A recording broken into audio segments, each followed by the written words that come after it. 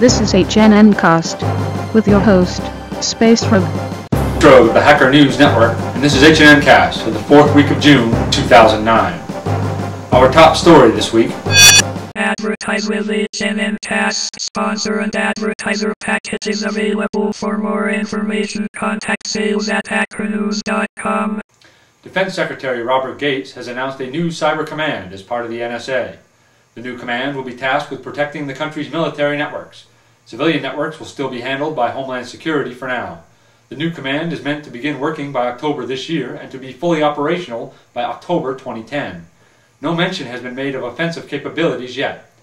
Of course, the UK announced its cybersecurity center last week and has specifically said they are hoping to develop offensive methods, while other countries such as China and North Korea have had similar centers operational with both defensive and offensive abilities for years. This might be the new arms race. On Monday, Iran's foreign minister spokesman Hassan Kouskavi accused Western media outlets of officially training people to break into government and foreign ministry computer systems. CNN has, of course, flat out denied the allegations. Listen, Iran, a few DOS attacks does not a hack make, and claiming that it does just makes you look stupid, and it makes me think you own shares in Al Jazeera. An underground group, presumably from Iran, known as Nobody Coder, recently took credit for defacing the webpage of the Oregon University system and replacing the homepage with a diatribe against Barack Obama. Technicians at the university are still not sure how the intruders gained access to the site. The head of Jinhui Computer Systems Engineering Company, based in Zhenghao City, China, developers of the Green Dam censorship software, has said that his company is being harassed and is under constant attack from online vandals. Zhang Chenmin, the general manager at the company, claims they have received over 1,000 harassing telephone calls, including death threats, and that the company's website has been continuously under attack, affecting the company's customer service. More news after these messages from our sponsor. Advertise with HNNCast. Sponsor and advertiser package is available. For more information, contact sales@hackernews.com.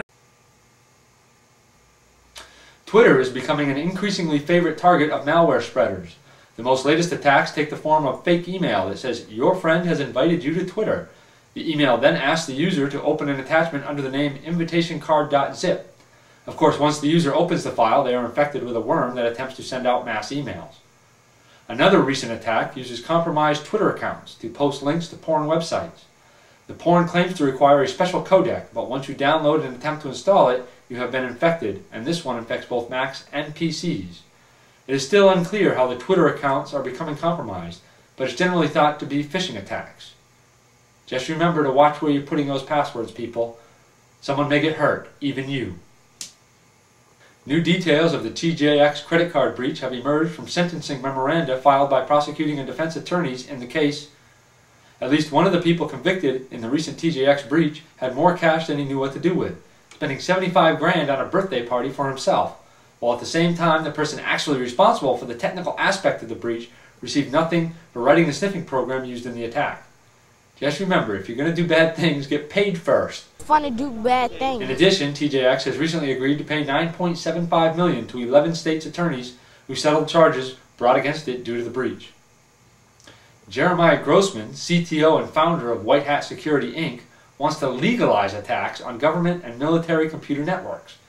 His plan is that volunteer security researchers would attack the systems and then report on the problems they found. I don't know, man.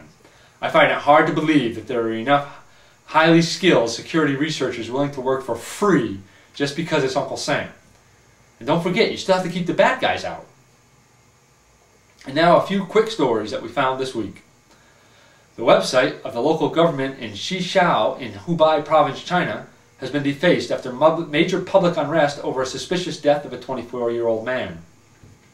The Ministry of National Security in Azerbaijan has claimed responsibility for dismantling an international group of thieves who have electronically broken into several banks of the country and transferred nearly $500,000 out of those banks. A former employee of the Mitsubishi Financial Group has been arrested by Tokyo police on suspicion of stealing the personal data of 1.5 million customers. There are numerous reports of prominent individuals whose email accounts are being compromised, and fraudulent emails sent out requesting emergency loans from the account holder's friends. The requests usually indicate that the account holder is trapped in a foreign country and needs cash immediately to get back home. Facebook has patched a critical hole that would allow anyone to view the personal details of anyone else via the Edit Information section of the website. The hole was originally published on fbhive.com. The website of the Copyright Office Stichting Breen in Holland, antipiracy.nl, has had its website targeted by DOS attacks after the organization said it was going to go after torrent site The Pirate Bay. The foundation's director was quoted as saying it was a dictatorship of the nerds. Police have arrested 16-year-old Jason Cooper, a student at Naples, Florida High School, after an investigation of a school network break-in.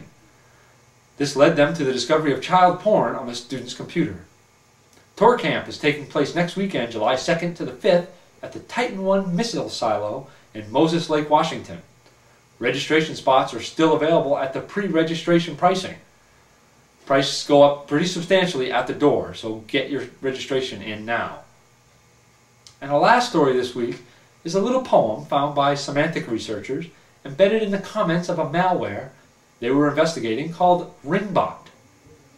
Dear Semantic, for years I have longed for just one thing, to make malware with just the right sting.